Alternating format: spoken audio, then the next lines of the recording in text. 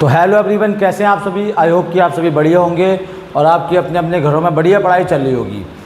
तो आज मैं 12th क्लास की इंग्लिश की बुक का फर्स्ट चैप्टर पढ़ाने जा रहा हूँ, जो कि है द लास्ट लेसन। भले ही ये चैप्टर फर्स्ट है, लेकिन इसका नाम क्या है, द लास्ट लेसन, और इसका रीज़न क्या है।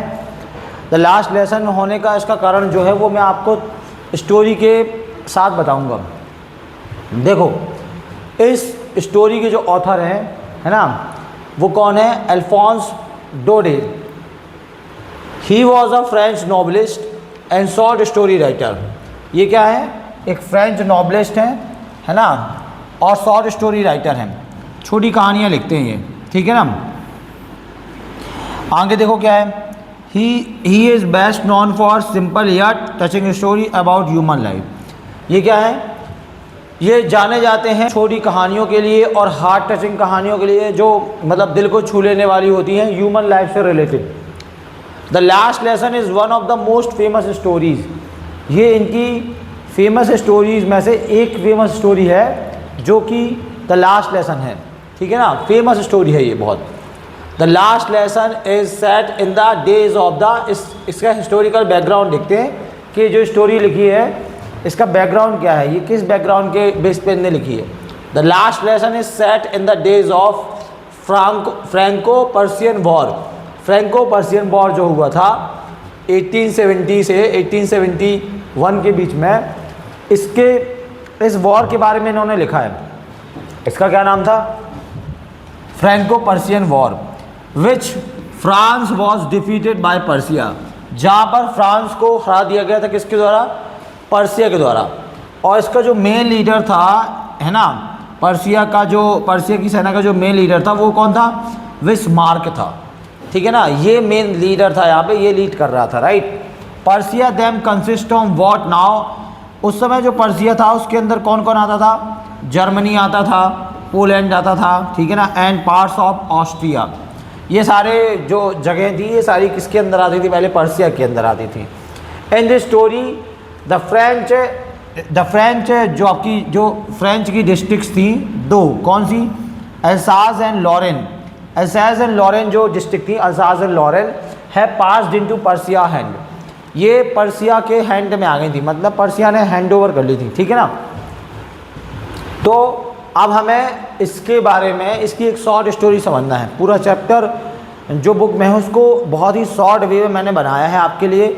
अगर आप उसे समझ लेंगे तो आपको इसके जो क्वेश्चन आंसर्स आते हैं एग्ज़ाम में वो आपसे बन जाएंगे, राइट। तो उसको समझने के लिए आगे देखते हैं अपन। ये जो द लास्ट लेसन चैप्टर है हमारा, इसमें आपको मैंने यहाँ पर बहुत ही शॉर्ट वे में समझाने की कोशिश की है। अगर आप इसको समझ गए, इस समरी को समझ गए, इस शॉर्ट आंसर को समझ गए, तो आप इसके क्वेश्चन आंसर्स को आसानी से डील कर लोगे, राइट, आसानी से समझ जाओगे। देखो, चलिए इसको पढ़ते हैं साथ में। This is the story of a French boy named Franz. ये कहानी है एक फ्रेंच बॉय की जिसका नाम था फ्रांज, ठीक है ना। ही डिसलाइक, इसका नाम क्या था लड़के का, फ्रांज नाम था। ही डिसलाइक स्टडिंग फ्रेंच, उसे फ्रेंच लैंग्वेज पसंद नहीं थी, right. And hates his teacher, और अपने वो टीचर जिनका नाम था एम हेमेल, उनको वो हेट करता था। One morning he was in a great dread of scolding as he did not learn the lesson on participle. उसके जो टीचर थे एम हेमेल, उन्होंने एक लेसन दिया था बच्चों को करने के लिए, पढ़ाया होगा उन्होंने कहा था कि ये करके लाना आप क्लास में, ठीक है ना। तो वो जो लड़का था वो उस दिन वो क्या करता था, अपने टीचर को हेट करता था, एम हेमेल को। क्यों, क्योंकि उसको पसंद नहीं थी कौन सी language, French language. One morning, एक सुबह, he was great dread of scolding, एक सुबह बहुत डरा हुआ था। क्योंकि यहाँ एस का मतलब क्या है, क्योंकि ही did not learn the lesson on participle, क्योंकि वो पार्टिसिपल में जो उन्होंने लेसन दिया था एम हेमेल ने, वो कंप्लीट करके वो नहीं गया था, पढ़ के ही नहीं गया था, ठीक है ना। जब वो अपने when he reached his school, जब वो अपने स्कूल पहुंचा तो वहाँ वो क्या पाता है, ही फाउंड, पाता है, there was silence around the students. क्या हुआ था वहाँ पर, चारों तरफ क्या हुआ था, साइलेंस छाया हुआ था, बिल्कुल एकदम शांति छाई हुई थी। स्टूडेंट जो थे, student set eight there desk, student अपनी बेंचेस में बिल्कुल शांत बैठे हुए थे। एम हेमेल के बारे में बताया, M Hamel did not scold Franz for coming late. और एम हैमेल जो उसके टीचर थे जिससे वो हेट करता था, उन्होंने उसे लेट आने के लिए उस दिन डांटा नहीं। क्यों नहीं डांटा, अभी आगे समझोगे आप। तो ये आपको बात समझ में आई क्या बात थी।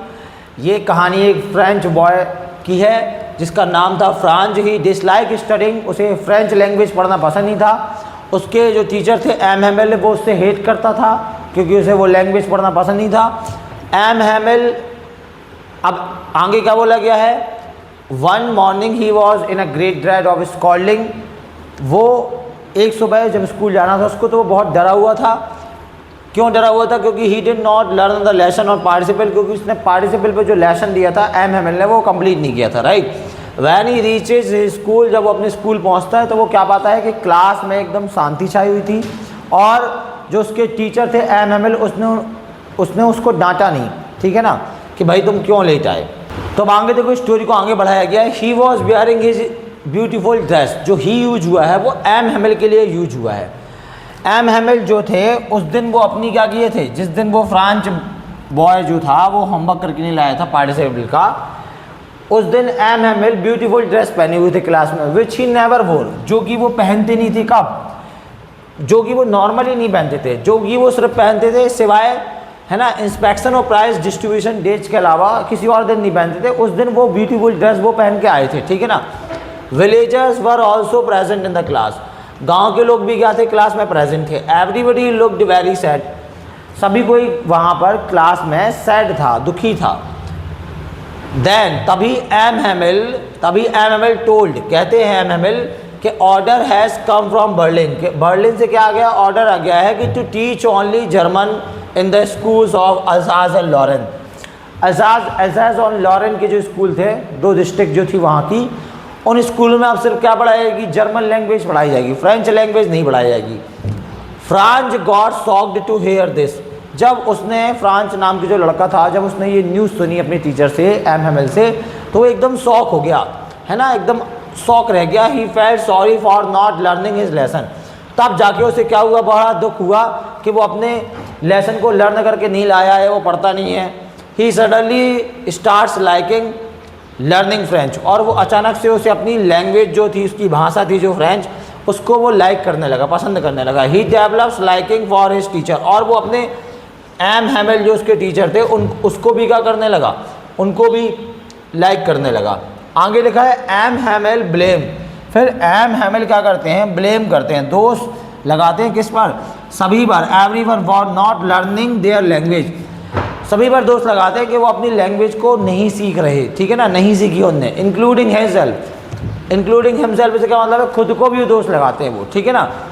और कहते हैं he says that the French language is the most logical and beautiful language, कि जो फ्रेंच लैंग्वेज है वो सबसे मोस्ट लॉजिकल है और मोस्ट ब्यूटीफुल लैंग्वेज में से एक है, ठीक है ना।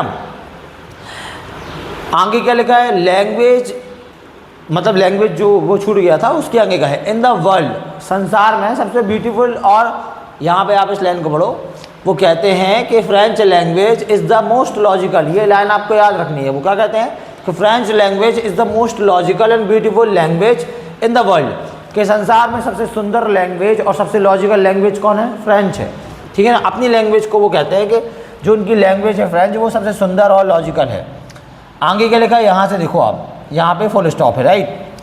ही आस्क्ड हिज पीपल, वो कहते हैं अपने लोगों से कि अपनी लैंग्वेज की रक्षा करो, प्रोटेक्ट देयर लैंग्वेज, कि वो अपनी लैंग्वेज की रक्षा करें सभी लोग। अकॉर्डिंग टू हिम, उनके अनुसार language is the key to the present, language jail से मुक्ति का रास्ता है, जेल से निकलने की चाबी है। उन्होंने अपनी लैंग्वेज को कहा है कि किसी भी जगह की जो लैंग्वेज होती है वो उस प्रिजन से बाहर निकलने का रास्ता है जिस प्रिजन में कैद कर दिया गया है लोगों को, ठीक है ना। उन्होंने लैंग्वेज के महत्व को समझाया है कि अगर आपको अपनी लैंग्वेज अगर आपके पास अपनी खुद की लैंग्वेज नहीं है तो आप क्या मतलब, आप अपने फीलिंग्स को, अपने भावों को कैसे शेयर कर पाओगे।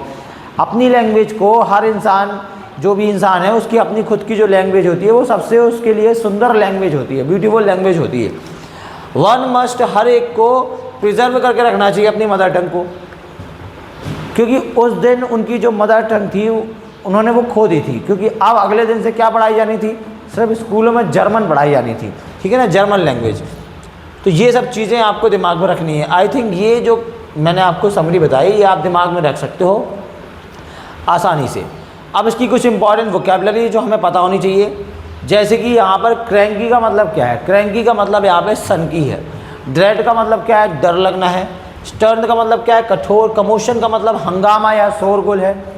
टेम्पटेटिंग का मतलब क्या है, टेम्पटिंग का मतलब लुभावना या आकर्षक है। हसल वसल का मतलब आपको याद रखना है, चहल पहल होता है। सरप्राइज्ड का मतलब आश्चर्यचकित होता है। असेम्ड का मतलब शर्मिंदा होता है। डिस्पेयर का मतलब निराशा। कंसाइंस का मतलब क्या होता है, अंतरात्मा या विवेक। पीटी का मतलब दया। ब्लस्ड का मतलब क्या होता है, सर में से लाल होना। फॉरगिव का मतलब माफ़ करना। फॉरगिव का मतलब वही है, मतलब रिपीट हो गया वो। क्राउड का मतलब भीड़। रीअप्रोच का मतलब निंदा करना या दोष लगाना, है ना। पैट्रियोटिक का मतलब देशभक्ति से भरा हुआ। अटेंशन का मतलब ध्यान से देखना। रेसिस्टेंस का मतलब क्या होता है, विरोध।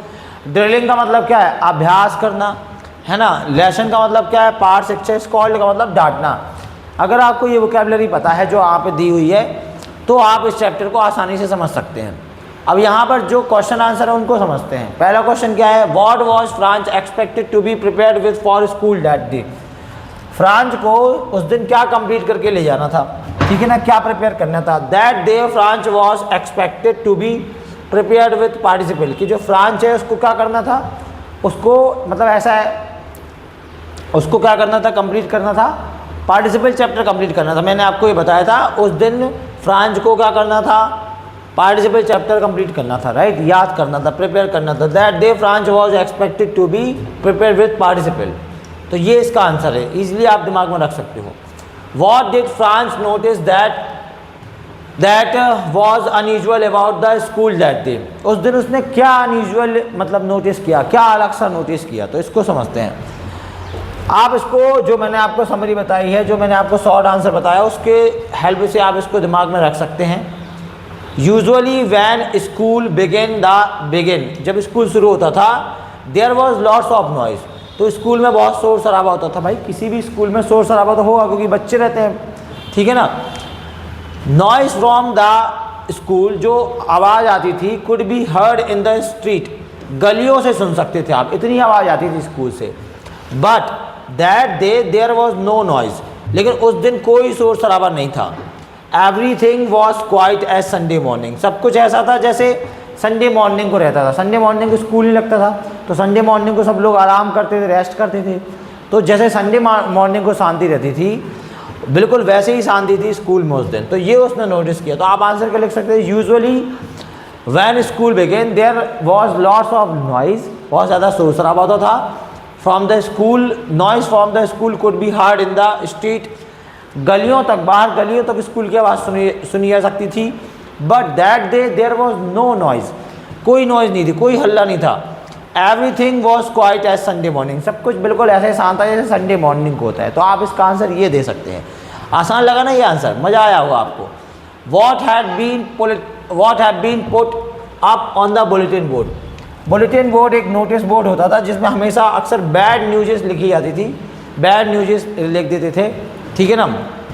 तो एन ऑर्डर, जब ऑर्डर आया, क्या ऑर्डर आया, an order had come from Berlin, जब ऑर्डर आया बर्लिन से कि आप क्या पढ़ाई जाएगी, to teach only German in the schools of Alsace and Lorraine. Alsace और लॉरेन के जो स्कूल हैं, असाज एंड लॉरेंस के जो स्कूल है, वहाँ पे क्या पढ़ाई जाएगी, सिर्फ जर्मन लैंग्वेज पढ़ाई जाएगी। द जर्मन हैड, अब ये इसका आंसर होगा, क्या लिखा गया था, जर्मन लैंग्वेज पढ़ाई जाएगी। The German had put up this notice on the bulletin board, ये किसने लिखा था, जर्मन सेना ने लिखा था, जर्मन के लोगों ने लिखा था, ठीक है ना। के कहाँ लिखा था, बुलेटिन बोर्ड में लिखा था, राइट। तो ये आंसर है। ऑर्डर कहाँ से आया था, बर्लिन से, कि अब सिर्फ क्या पढ़ाई जाएगी, जर्मन लैंग्वेज पढ़ाई जाएगी स्कूल्स में, ठीक है ना, वहाँ के। और German had put up this notice, और ये किसने लिखा था, जर्मन लोगों ने लिखा था, ठीक है ना, बुलेटिन बोर्ड में ऑर्डर। आगे देखो अगला क्वेश्चन क्या है, व्हाट चेंजेस, क्या चेंजेस थे जब ये ऑर्डर आया बर्लिन से। Order from Berlin cause school that day, क्या चेंजेस देखने को मिले स्कूल में उस दिन जब ये बुलेटिन बोर्ड पे ऑर्डर लिखा गया। बुलेटिन बोर्ड पे जब ये ऑर्डर लिखा गया तो क्या चेंजेस देखने को मिले। Order from Berlin cause the following changes in the school that day, उस दिन क्या हुआ, कुछ चेंजेस देखने को मिले। क्या चेंजेस देखने को मिले, M Hamel wore the dress यहाँ पे क्या लिखा है, एम हैमिल ने क्या पहनी उस दिन, वो ड्रेस पहनी which he use to wear on special days, जो वो स्पेशल डेज में पहनते थे, ठीक है ना। The whole school which used to be very noisy was very peaceful, जो स्कूल में शोर शराबा रहता था हमेशा, उस दिन बहुत ही क्या थी, शांति थी स्कूल में। Even the old villagers had come attend the class, यहाँ तक कि गांव के लोग भी क्या आए थे, बूढ़े लोग भी क्लास अटेंड करने के लिए आए थे, जो एम हैमिल को लेनी थी last class. That days it was the last lesson by M Hamel, ठीक है ना, क्योंकि उस दिन उनका क्या होना था, ये लास्ट लेसन था, इसलिए इसका नाम रखा गया, समझे आप, इसका नाम क्या रखा गया, द लास्ट लेसन, क्योंकि उस दिन उनका लास्ट लेसन था फ्रेंच लैंग्वेज में, समझे बात को। तो ये चीज़ आपको दिमाग में रखनी है, क्योंकि अगले दिन से वहाँ जर्मन लैंग्वेज पढ़ाई जानी थी, ठीक है ना। अगला क्वेश्चन देखो क्या है, अगला क्वेश्चन है how did Franz feelings about M Hamel and school change. Franz की क्या फीलिंग, मतलब कैसे, how did Franz feelings about M Hamel and school days, कैसे उसकी फीलिंग चेंज हुई, क्या मतलब चेंजेस आए उसकी फीलिंग्स में, ठीक है ना, चेंज पूछा गया है। How did Franz feelings about M Hamel and school change, कैसे उसकी फीलिंग्स बदली, है ना, अपने टीचर के प्रति या अपने स्कूल के प्रति, है ना। M Hamel and school change.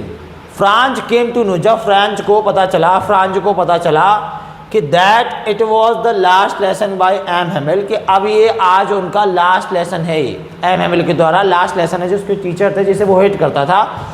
From the next day they will be taught only German, क्या अब सिर्फ उन्हें क्या पढ़ने को मिलेगी, जर्मन पढ़ने को मिलेगी क्लासेस में।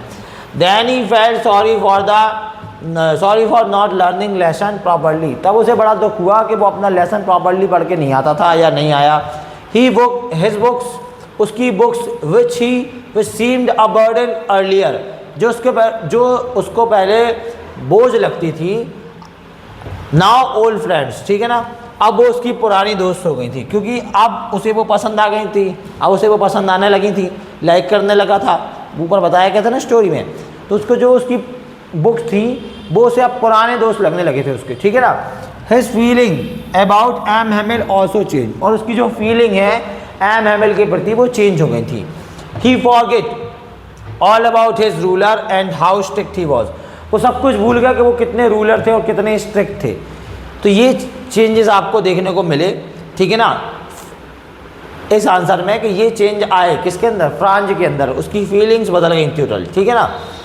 अगला क्वेश्चन देखो, the people in this story suddenly realize, जो इस कहानी में लोग हैं उन्हें अचानक से रियलाइज होता है कि हाउ प्रीशियस देयर लैंग्वेज, कि उनकी जो लैंग्वेज है वो उनके लिए कितनी कीमती है, कितनी प्रीशियस है। क्यों रियलाइज होता है, व्हाट शोज यू दिस, क्या दिखाता है ये, व्हाई डज दिस हैपन, और ये क्यों हुआ। इस स्टोरी में जो एल्सेस एंड लॉरेन हैं, विच वर फ्रेंच रीजन, जो कि फ्रेंच के थे रीजन्स, है ना, जहाँ पर पर्सिया ने कब्जा कर लिया था, came under control of Persia, जहाँ पर पर्सिया ने कंट्रोल बना लिया था अपना। They got a rule from Berlin, तो बर्लिन का वहाँ मतलब अब वहाँ पर किसका रूल चल रहा था, बर्लिन का।